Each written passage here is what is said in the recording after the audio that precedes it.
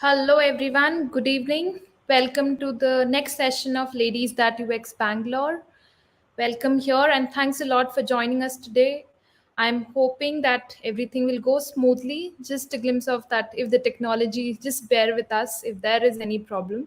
So moving on, we'll just take just few minutes of yours and tell us more about ourselves. So we are Ladies That UX. We are a community of women in UX who support each other, push the boundaries, and promote skill and talent. This global organization started in 2013 in Michigan by two of the women UX designers to encourage, be the agent of transformation, get inspired, meet, and connect like amazing people like you all, and expand their horizon by learning multicultural and diverse community.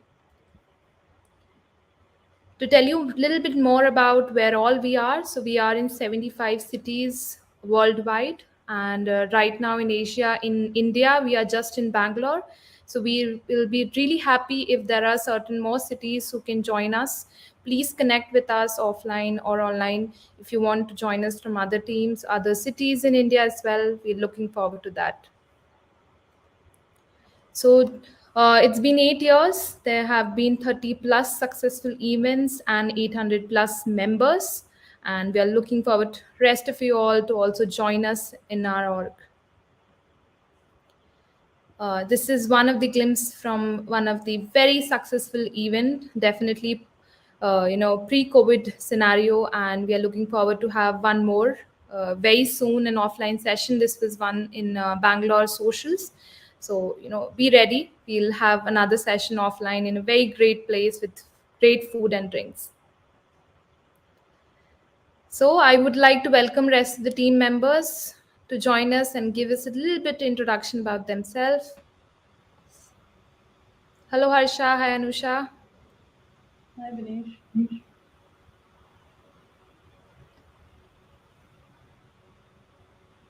Yes. Sorry, Harsha, I couldn't hear you. So, okay, let me go first then. Hi, I'm Anusha. I'm a senior product designer at Intuit. Since I'm a product designer, I'm very curious and I'm looking forward to the talk that Aparna has to give today. And over to you, Harsha. Thanks, Adisha. Hi, everyone. I'm Harsha, and I and Veena started this team from the global perspective in 2015. And as Vinesh was telling, it's the seventh year running. So, really happy that we could survive COVID in a way, and we are here, and hopefully, we'll be able to do an in person meet soon. So, yeah, looking forward to that. And thank you all for joining. Thank you, Harsha. And to just tell you about myself, I am the most like me and Anusha. We have recently joined the organization. I think it's been 2 years, and it's a great journey. So we welcome rest of you all to please join us. And these are some of the channels you can connect with us through Twitter or LinkedIn or Facebook. Sooner there's going to be one Instagram channel as well. Right now we are most active on LinkedIn, and this is one of the glimpses of the global event which happens in one of the demographic. Let's hope that we host one soon in India as well.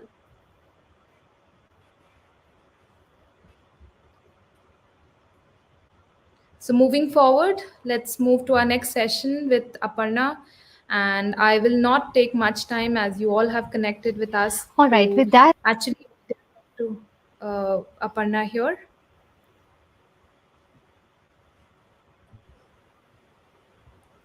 We have Aparna here. Yeah, all to you, Aparna. Am I audible? Yes, yes. Okay, I'll hi, just Aparna. Good to have you here. let's see. Am I audible? Yeah. All right, great. Okay. All right, so right now I am looking at three different screens and I hope I manage this session well.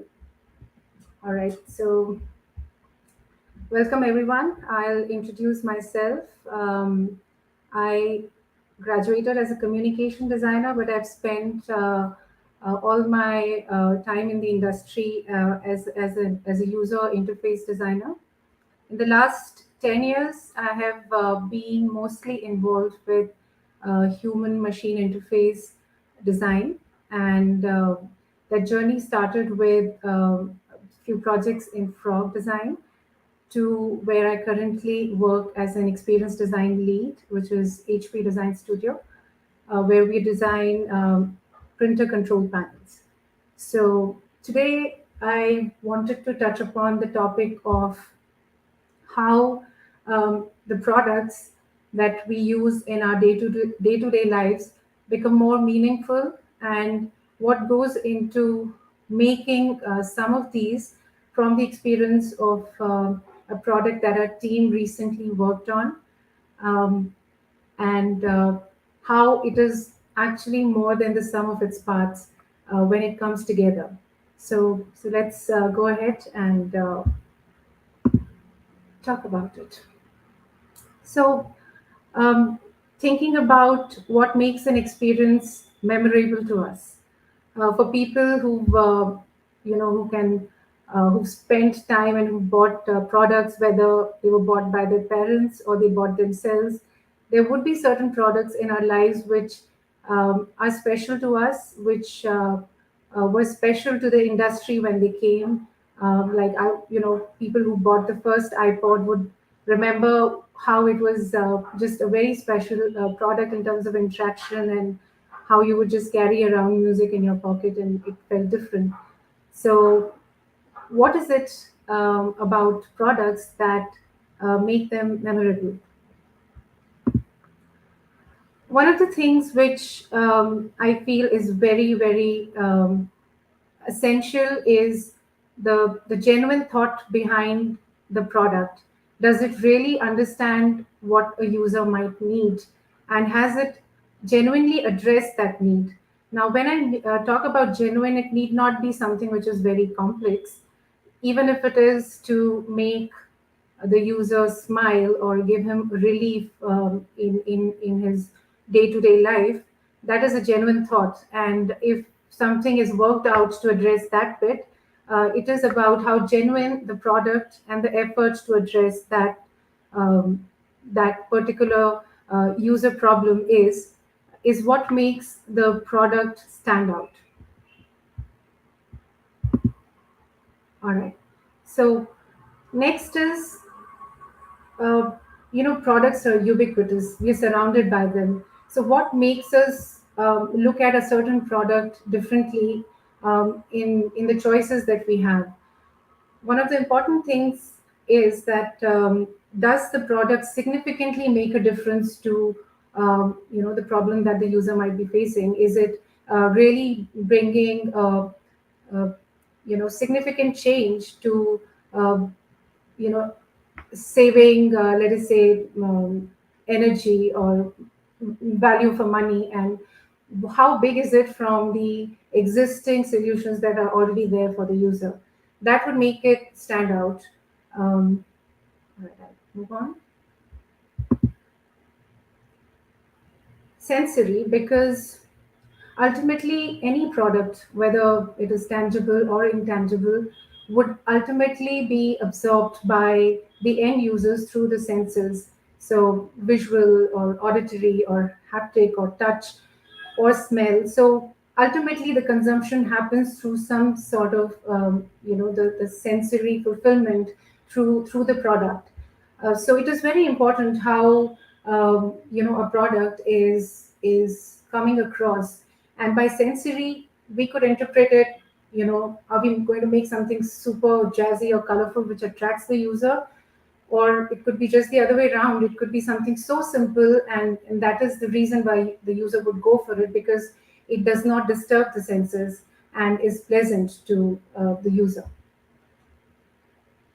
Right, moving on. Okay, another one would be unique, and I think it has got something closer to when I said significant. When these three things, let's say, the concept or the goal is genuine, then it is making a significant impact. It has got a good sensory equation with the user. Now, another thing is it unique in its way? That would make it memorable because the user hasn't seen anything of that kind earlier.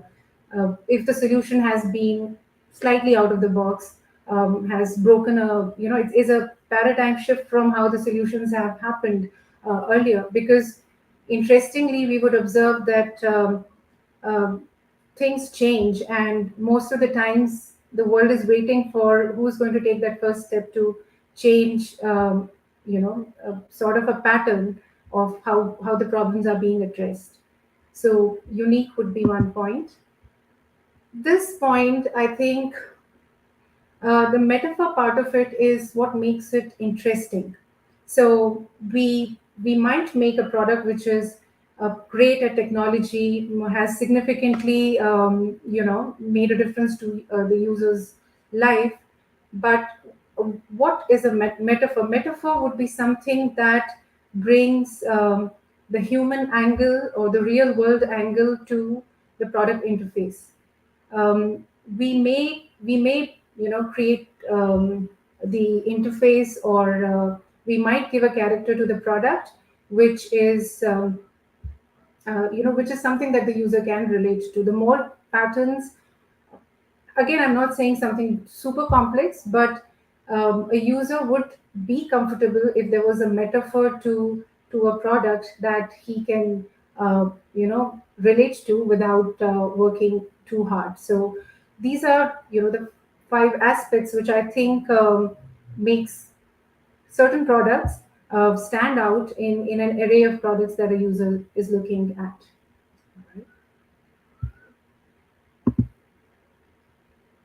Okay, here's a question to the audience. If you have any favorite product, that you had or you still keep with you, which is it, and what makes it special for you?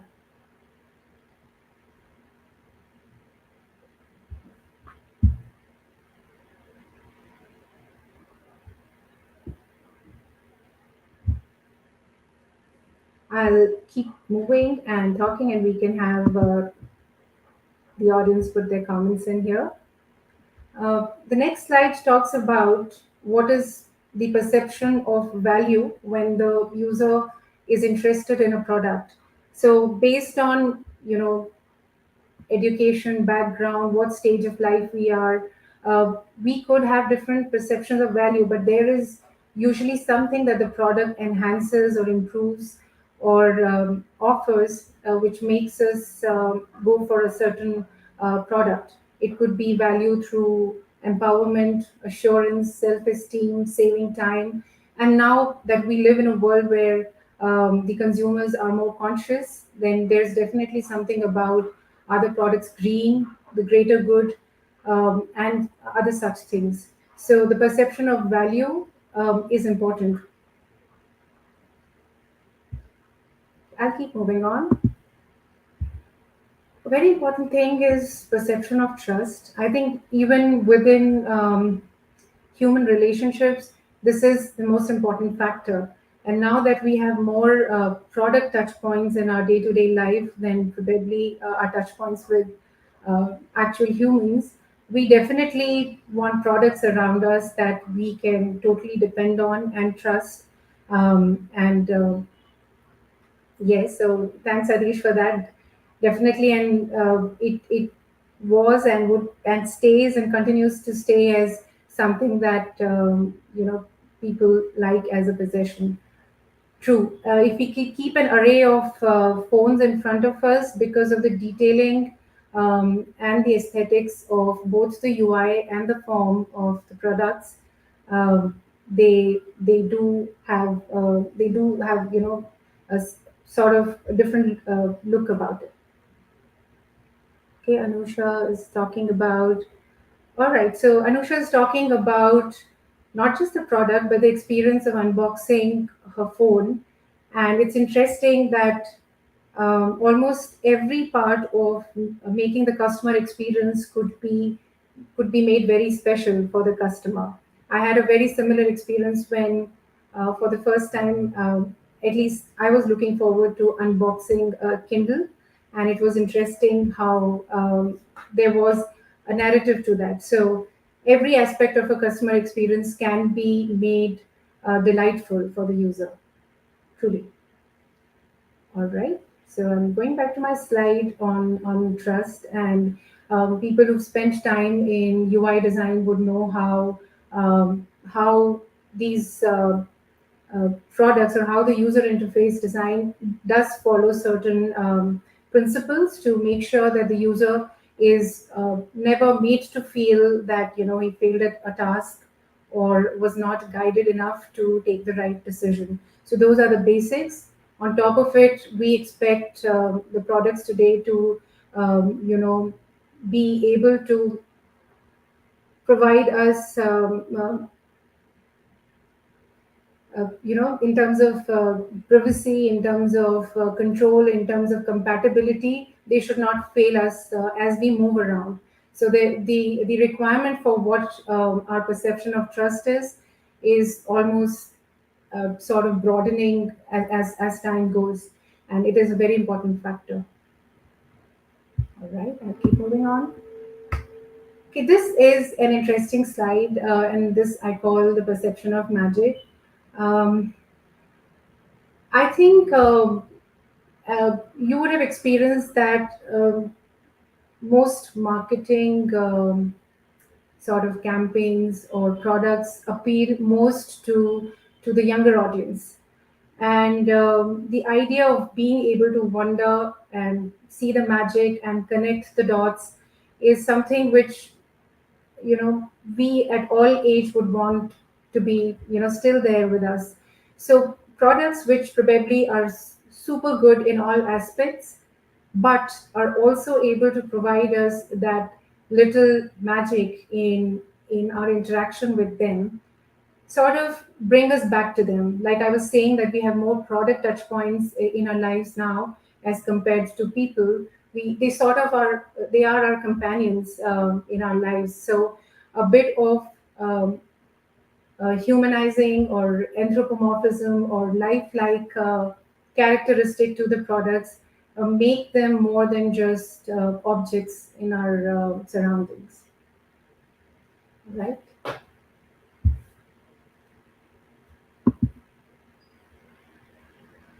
Okay, we have something from Kanika, and she says, I so agree with Kanika. I think what Snapchat is for you, there was a time when Facebook was very new. Facebook felt used to feel like a place which is like the chai break you would have during your college days, because that was the sort of Snapchat available at that time. But truly, that is creating a physical space in your mind where you can actually go and take a break and relax.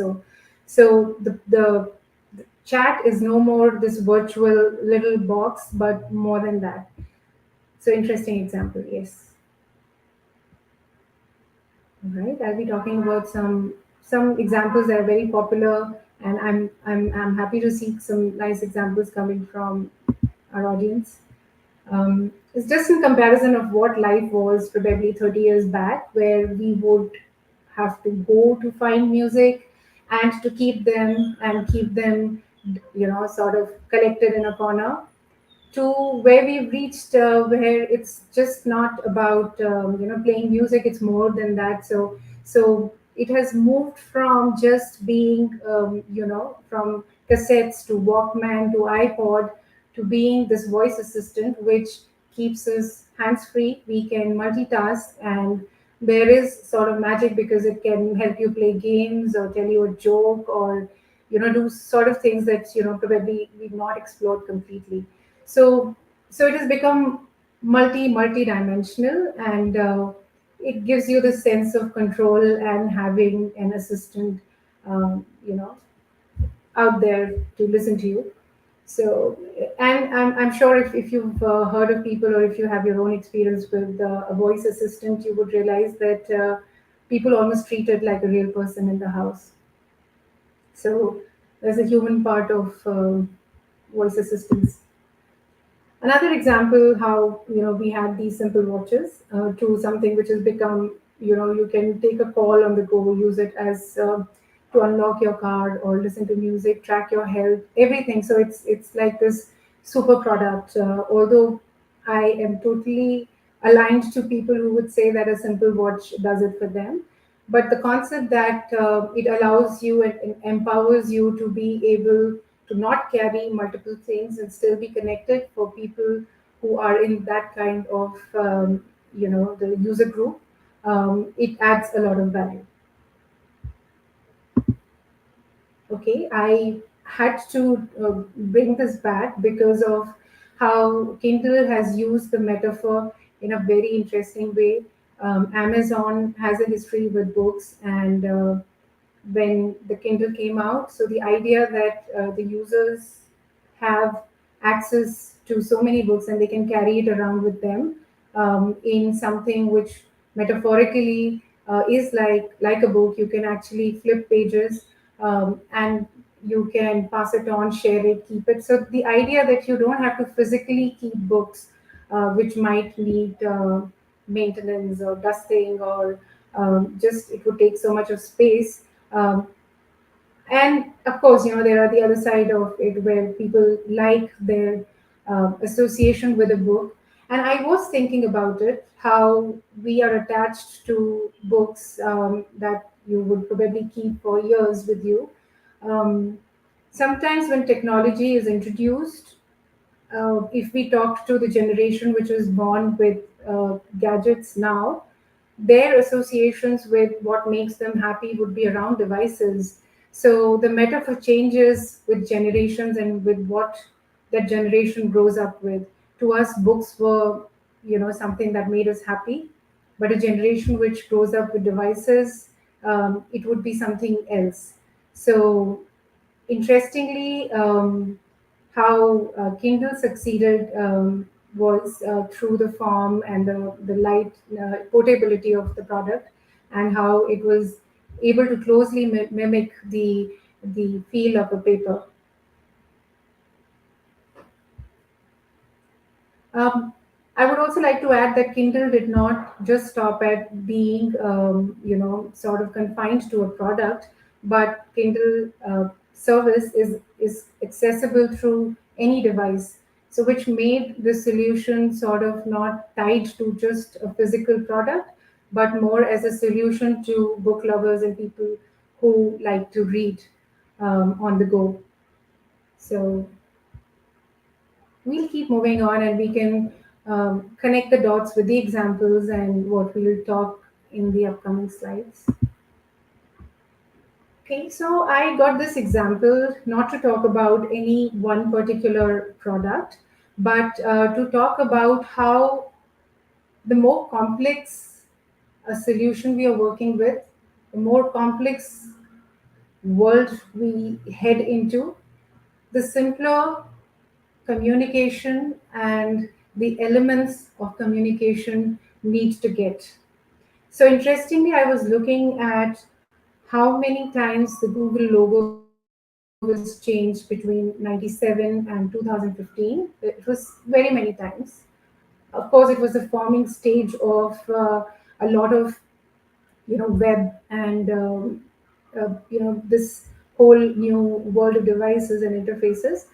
But for the last 7 years, it is this branding and this logo form which is working. And the reason it is working is because of the simplicity, where it has actually taken the universally most simplest form, which is a form of a circle and the four basic colors, to cater to a very, very wide variety of applications that the Google platform offers, and also tying it together.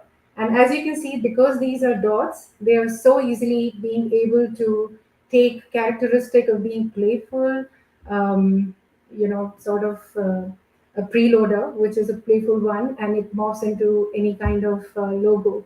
So it's very interesting, and it is successful through its simplicity.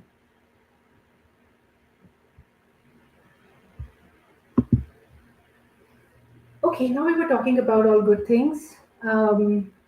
I'm also going to take you back 20 years, and talk about what very new UI designers in the industry were being warned about or talked or advised back then. At that time, websites looked like all the content and all the text has been just put out there. There wasn't any hierarchy or design to it. And there was a book that came out at that time which had the title loud and clear, Don't Make Me Think. It applies to any interface situation at any period that we are in.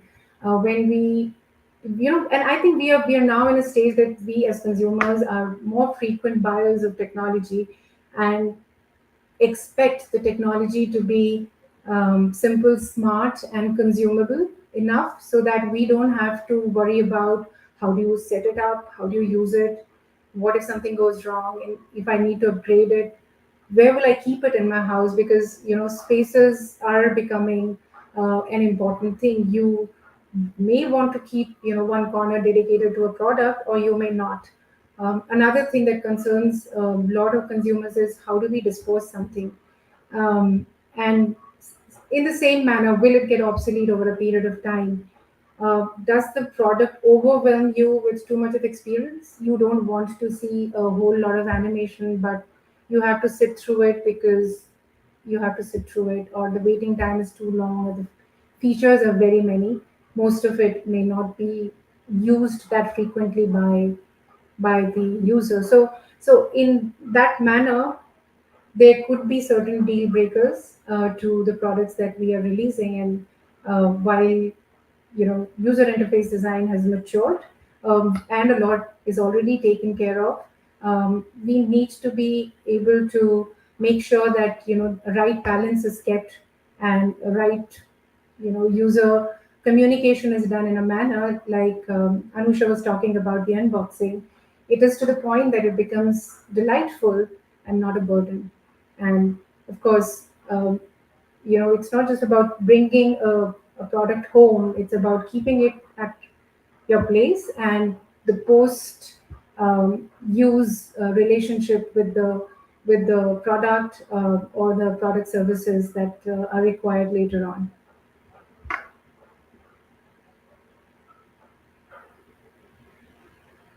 Okay, I have a question.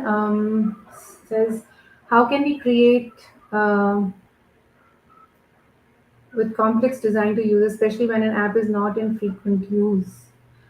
My first question would be, why is it that the app is not in frequent use?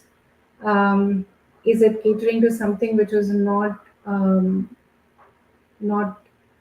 something that the user needs on a day-to-day basis? And I don't understand what you mean by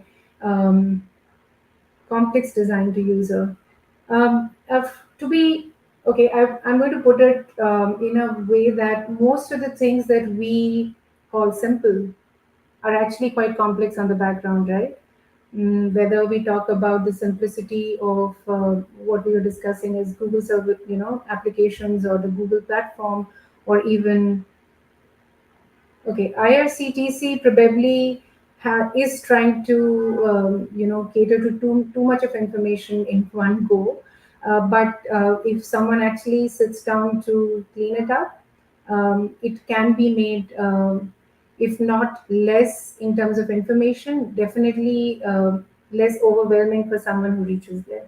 And I'm sure there would be far many other usability issues than just how the information is designed. So it would be an exercise in itself. And as far as I understand, I'm sure you can compare it to going and booking a flight ticket or certain apps which allow you to book buses or taxis, which probably do something very similar, where you are booking a commute or a mode of transportation. So it is how it is being approached. I think most public, information sites, whether it is your Bangalore Municipal Corporation or anything, they sort of just try and put as much as possible on the home page.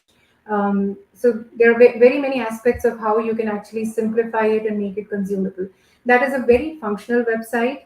the goals have to be understood, and it can become better than that. So yes, visual design, information architecture, understanding what the consumers really need, and all that can actually work for even IOCTC. Okay, that's a good exercise in design that can be taken up. All right, so moving on. Okay, this is something that basically is to summarize. If we were to look at how effective a product design product is when it is done and delivered, usually we start with something where a product would be taking care of a certain function, which is the cause why we thought of that product. Then of course the better technology or stronger technology that builds it, backs it, makes it solves a lot of issues that the product can run into by just giving a very very strong back end. Now that is the cause and the technology. Now when I say technology, it need not just be the technology, it could be a service, like if you have a delivery service, how good is your availability of people who can actually go and deliver. So enabler, how strong is the enabler part of it. Then we can talk about the familiarity or the comfort with that particular service or product. If we make it in a manner that it is familiar, we don't need to do anything extra to learn it. That gives me the comfort to accept it and work with it. Aesthetics, again, I'm going back to what I talked about, the idea of magic, the idea of simplicity, the idea of relief, which could be another layer on top of what we are designing, so that it just not brings comfort by doing something for you. It is that moment of relief when you interact with something which is super nice, and when you interface with that, at that moment you are slightly happier. You have a sense of relief when you interact with products that are aesthetical. I stretched it further to talk about something called service. Products now are not just something that we take home and we forget about it. Products are more like our companions. It doesn't end at a product being taken home and we leave it in some corner of our living room or bedroom and forget about it. It may run into a situation that it needs maintenance or a service, or some part has to be replaced because there will be a certain timeout or sort of a thing for that product. So the customer experience does not stop at just being impressed by a good out of the box experience or a very good first year or second year with the product. But when I call the customer service, is there a manner that the product can solve the problem itself? Is it a product which gets the updates, and there are auto updates which fixes issues which are there?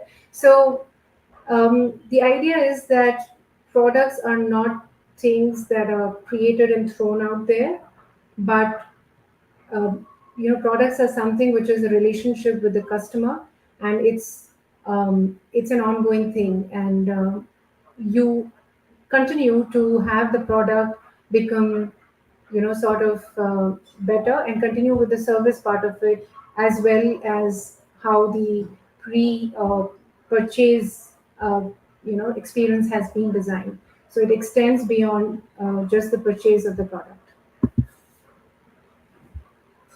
Okay, now this was a question because we will start talking about, as designers, when we work in teams, what are the things that could be done by designers and as a team that will help to keep our product to to be in the direction that we envision that product to be in. So if anybody wants to share one challenge which they think is the biggest challenge they face at work. Okay. All right, so as people think about it and add their thoughts here, we'll move to the next slide. All right. So I was saying that few things that, as designers, as people who think concepts, they build it. You work on something till you deliver it. What are few things which are very very important when you're building a product as a small team or a large team, and how you stay focused when you're building it. So we'll talk about these 5 points in the next slides.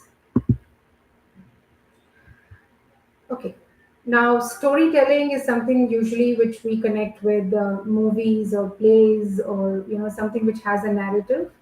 When I say storytelling in UX, um, we're not talking about complex narratives. We are talking about what is the process of storytelling. In storytelling, we build on characters which have a certain behavior and pattern, and they stick to that behavior and pattern.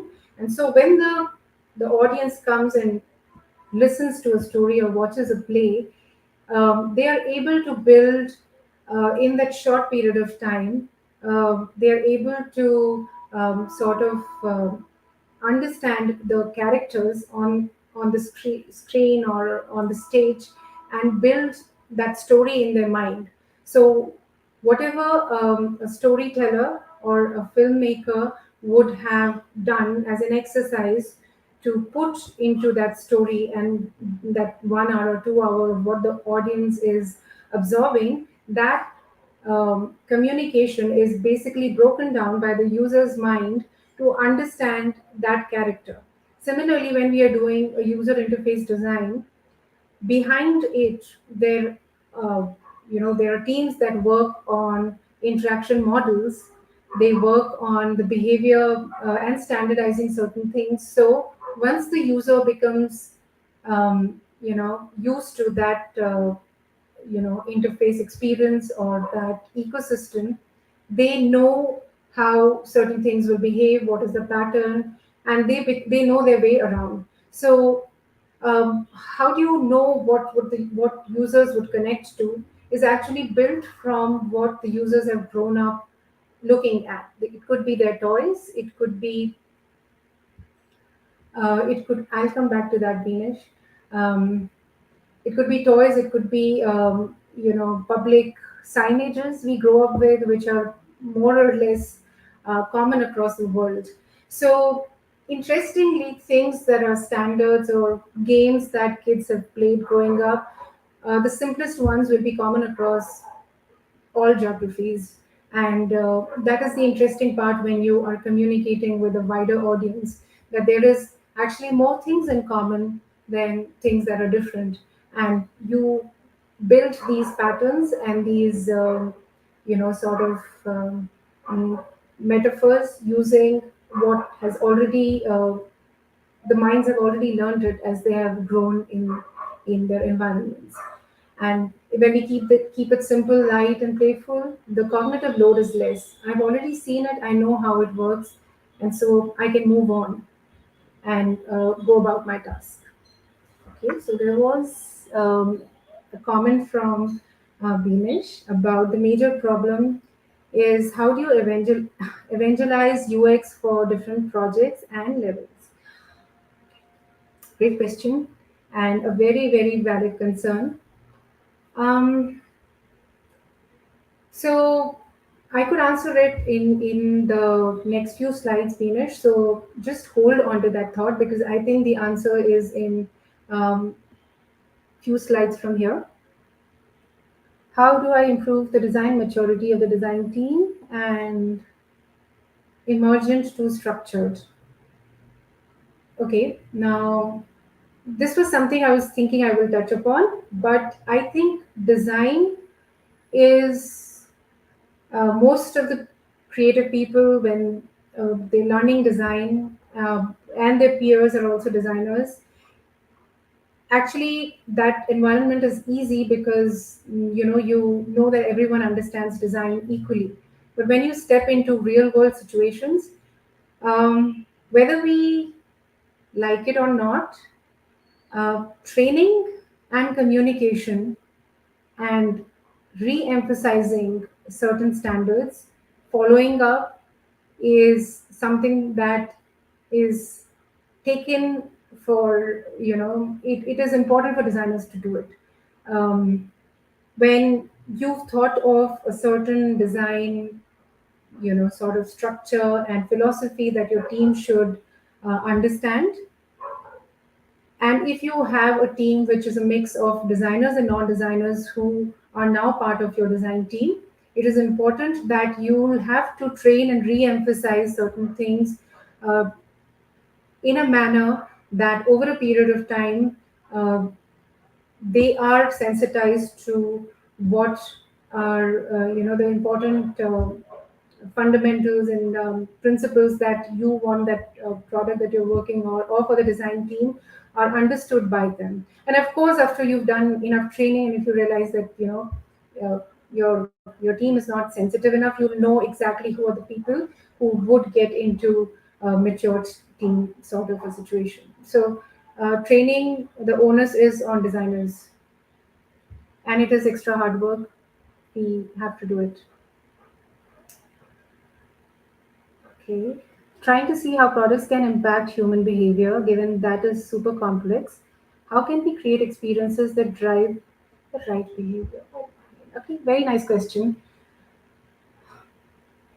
So, fear sometimes is when designers are not sensitive and they don't ask this question about what would be the result of this behavior that I'm introducing. Um, they are not being conscientious of something that they're introducing. For young designers who are creating probably products for even younger generation, um, which is actually absorbing nothing but devices and content and this behavior, I think the onus and the responsibility is even higher in terms of how uh, you introduce. It might sound old world, but values or conscientious in terms of just the health of the user. Is he so clingy on a product that the health is being compromised? So you have these watches which buzz you that it's time to take a break and all that. So I think that onus, and it is a super complex thing. I don't know how I would have reacted had I been 10 years younger and working on products which are so engrossing that the user will forget to come out of it. And the responsibility lies on the designers to make sure that they break what they are. There is a constraint that you put, and you would realize that the products try and do that conscientious part of it to remind you to go to sleep, or you've looked at the screen for too long, so you take a break. Those kind of things. Um a little while back, Google Home was able to feed back the user on the tone or the language it was using in communicating with the device. So to instill, ways of how to cordially talk or certain things like that, that makes it human, that makes it more than just an object. So, like I said, for designers who work on products which will be used by the Generation Z, uh, it is both a very big challenge and a very big responsibility on how you would design to actually shape the behavior and mindsets of the users or adults 10 years or 15 years from now. Okay. So I've already talked about it, how everything that we're building, the brain of the audience is interestingly smart enough to be able to quickly assess and categorize or decide that what is working for it and what is not working. You would have seen people walk out of cinema if they don't think the movie is good enough for the next 2 hours. So our brain is very developed in terms of understanding these models, if we feel uncomfortable, if we find something is not working, we know that it was a weak product. Okay. Mm, I think I need to get back to Dinesh's question, but we'll get there, Dinesh. Um, this is about what to build. Again, when you're starting with something, you will have probably many possibilities. How do you funnel down on what should you be putting your effort into? So when it comes to user interfaces or a product, one first step would be to understand what is the most important, what is the most frequent. Going back to the question about IRCTC versus booking a flight ticket on a Clear Trip or any other platform, the user interface designers have really looked into what is most important, what is most frequent. And that is why it becomes easier because not everything is thrown at the user. Then the product concept. Product concept, by that I mean, where is the product being consumed? Is it consumed on devices? Is it something which is an HMI? Is it on the go?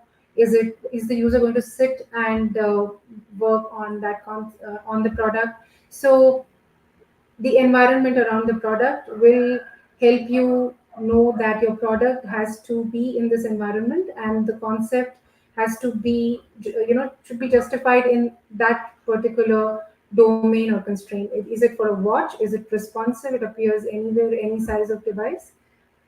Architecture, deep or shallow. When there are complex applications which probably are worked on by subject matter experts, then the architecture can be deep because they understand the complexity really well.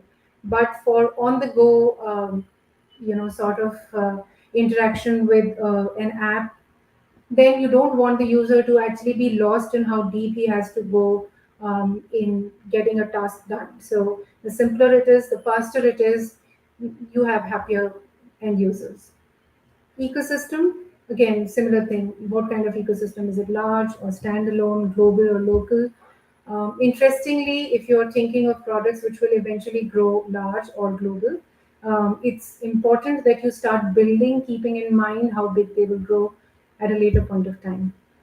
Design principles, like Rahul was saying, principles are something that you put down for, you could put it for your team or your product, which at times when you are sort of derailing from the path or the ideologies you set for that product, that it would cater, it would stick to this, there could be times that you might start sort of swaying away from that.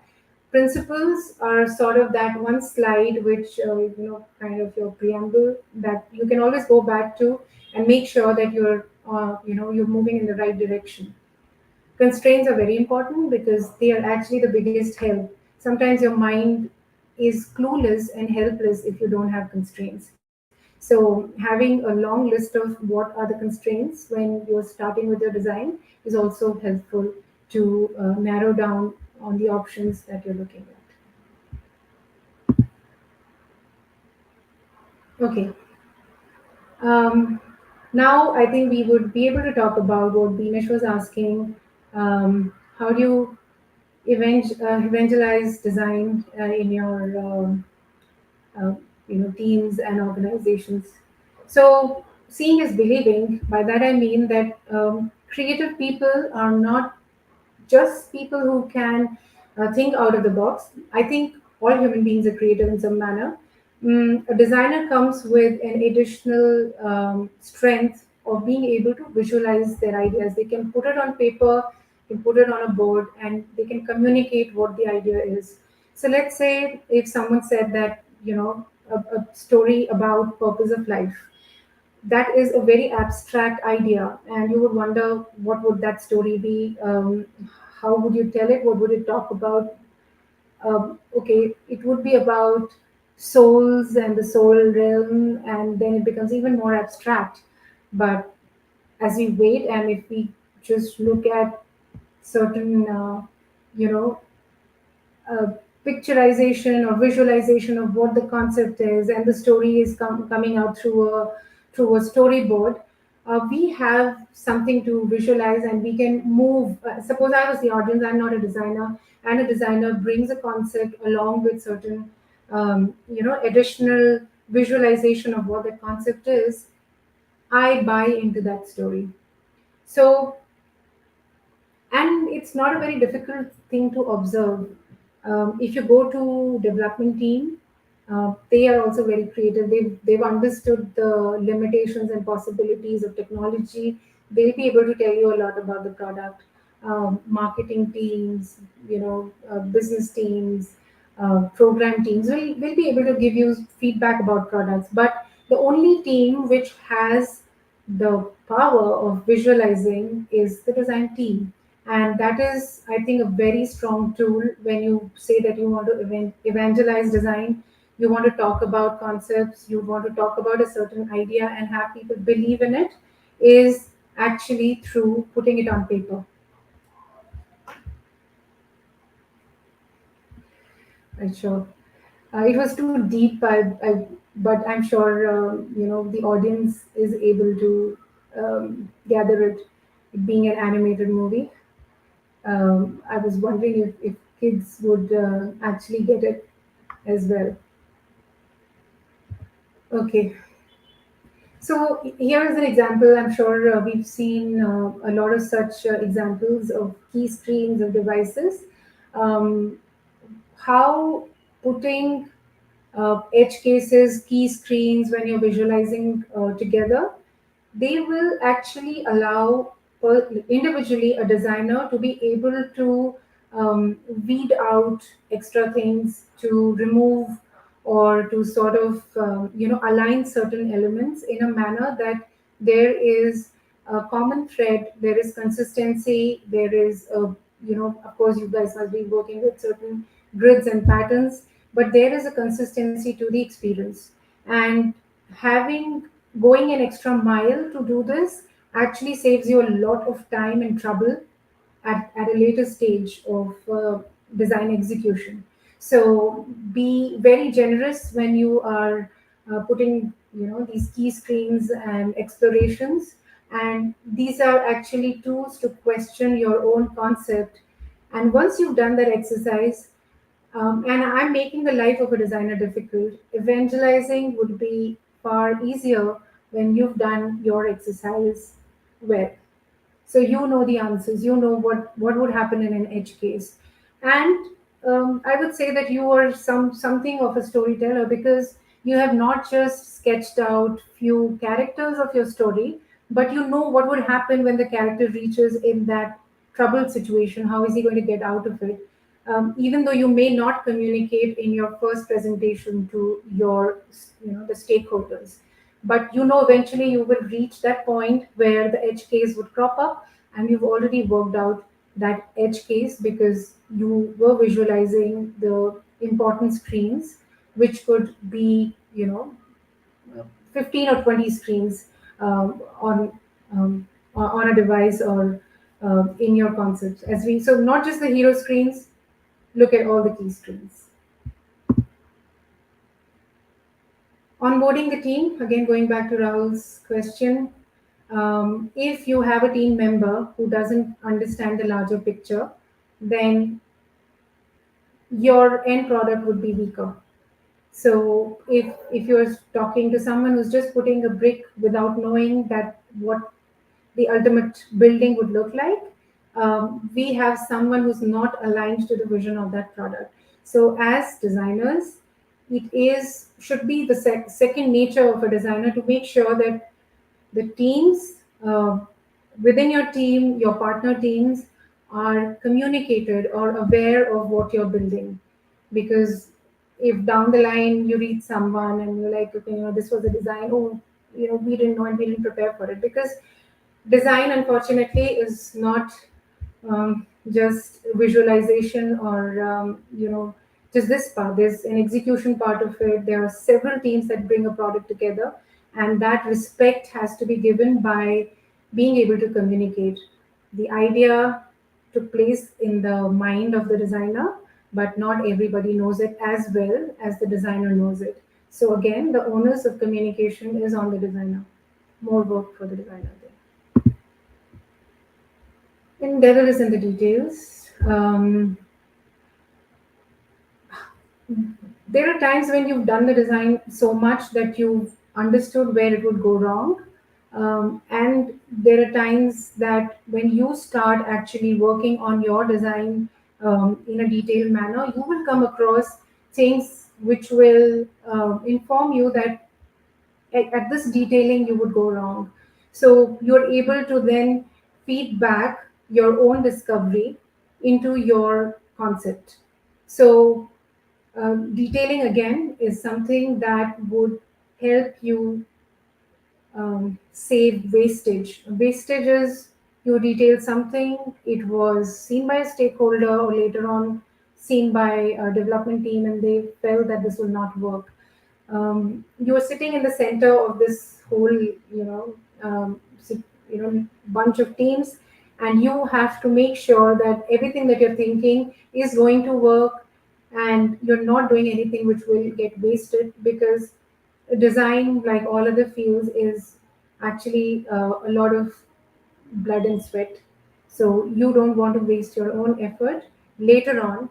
So it's good if you are able to question your own concept in the very beginning. Okay, now we've come to the last part of the presentation, which is the teamwork. I would be sharing what our team worked on at HP. And one of the reasons that I'm sharing it is where we were able to actually have that kind of communication and interaction and connection to be able to actually deliver the product in time, to give it enough time for testing, which is usually things that are not achievable, right? You may run and eat up time, and you won't have enough time for the product testing and release, and that was purely because the communication was really strong. Of course, the product was simpler, and the team was cross different studios across the world. So, but there was communication, and let's go and see this. So we were working on printer control panels, which usually like the IRCTC situation where everything is put there because we want the user to know that all the features are available, all this communication is available for you to see. So it was sort of a packed UI, and those products, as product design, a physical product, did not have the displays um, embedded or seamless. They were sort of attached to the product. So you have a box and you have a display stuck on top of it. So I'm sure you would have gone to printer shops or own printers, and you would have seen certain kind of interfaces already, which sometimes just look very overwhelming with the amount of features that are there. This particular product is the predecessor of the product that we were working on. Uh, it was good in its way, but again, there was room for improvement and there was room for simplifying it further. So from my previous slide, where closer elaborate, our principles and goals were touch, swipe, done, do it faster, show the UI on demand, and keep the UI as part of the printer body. And like I said, the last layer, which is relief, aesthetics, magic, we worked on that as well a little bit. This is how that printer looks, and you would notice that it has got this, it's part of the printer body. If normally there wouldn't be any display, it's all sort of in a sleep dismissed mode. Only when the user comes and touches it, it would come up, and not all the buttons light up at the same time. It's which flow the user is in, what is he doing. Their buttons are contextually lit. So the exercise that I was talking about, detail, be your own critique. Before you go to stakeholders, you know what you're talking about. And if you've done your homework, it will be very easy to have the stakeholders buy into what you're proposing. So that was an exercise that worked for this product, is that a lot of detailing was done before it was, and detailing was not, of course, done in silo. There were very quick prototypes and A/B testing and presentation to the director team, and very quick ones, not separated by weeks, but on almost on a daily basis. So that was faster. It allowed certain patterns to be completed very quickly, and only when the idea was strong and could be seen that we can go ahead and apply it across the experience, it was presented and it was accepted. So again, I had to put this slide because the idea is that a product is more than the sum of its parts, because visual designers would look at the visual of it, patterns would make sure that it's learnable, accessible, localized. Information architecture will make sure that we don't burden the user with too much of data. Similarly, there were very many other teams like the content team and user testing teams, the UB team, out of the box experience team, that worked on different aspects of this product to bring it together. So the reason I took this example of all other examples is that this was one product where it really came together. All right, so at the end, I have to play this video, and I'll just make sure my settings are all in. HP Modern User Interface. Okay, hold on, I'll just check if everyone is able to hear the sound.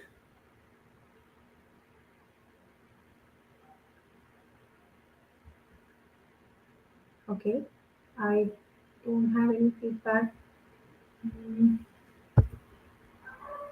Okay, all right, then I'll play this. HP Modern User Interface experiences encourage smarter relationships between our products and our users by elevating the quality of their experiences, anticipating needs as they happen, whatever they may be, and emerging with just the right options to make each task effortless, seamlessly at the point of action. The new HP Touch Panel UI is user-friendly, contextual, and elegantly integrated. It appears discreetly, almost like magic, just at the right time. The Magic Touch UI enables the most common printing tasks by instantly providing users with only the relevant tools. This focus guidance keeps productivity flowing, helping them quickly reach their goals.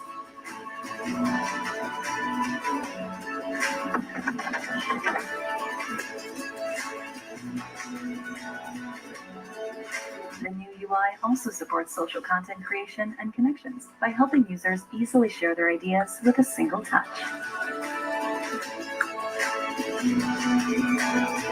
It elevates the quality of our users' experience through its simple, refined, user-friendly interaction, improving the ways users learn, create, and perform. All right, and that brings us to the end of the presentation. Back to you, Vinesh, Harsha.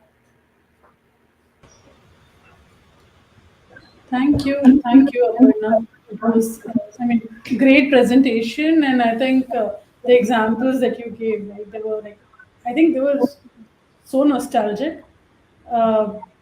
Seeing the cassette, and my takeaway from this is not just when we think of products, we think of lifeless things, but when you think about these products, they have, you think about the experiences more, so they become part of your regular life. So I think, I was super happy to go through this entire presentation. I'm sure, our audience too, because we see a lot of interaction in the comment section, and you had a lot of questions from them. Uh, if you, yeah, so Rajdeep says, very nice. Thanks, Raj. He's here. He's my team member from HP. Oh, Joining Rajdeep. yeah, a lot of people have, they had a lot of questions and you answered them all. I think we have covered all the questions which were there. And this is to everyone who's on this call. So if you have any further questions, please reach out to Aparna on LinkedIn, or you can also post it on our channel, and we will communicate it to her. Harsha, do you want to add anything here, or Aparna? Harsha, we can't hear you. Yeah, sorry, I was on mute. Classic problem on online interactions. So yeah, Aparna, thank a lot for your time, and thanks everyone who joined. Initially, when we started, I wanted to talk a little bit of how I connected with Aparna and two fun facts about our association. And I think we got into a glitch. So I would like to end with that. So Aparna and I have worked back many years back actually at Frog Design together. And I was a big fan of her visual design skills. She was like a superstar in our team who could sketch like I cannot even imagine. I don't have those skills. So life size, like, boards, she could just go on and sketch some amazing things. One thing that stuck with me was when I went on my maternity leave, she had drawn a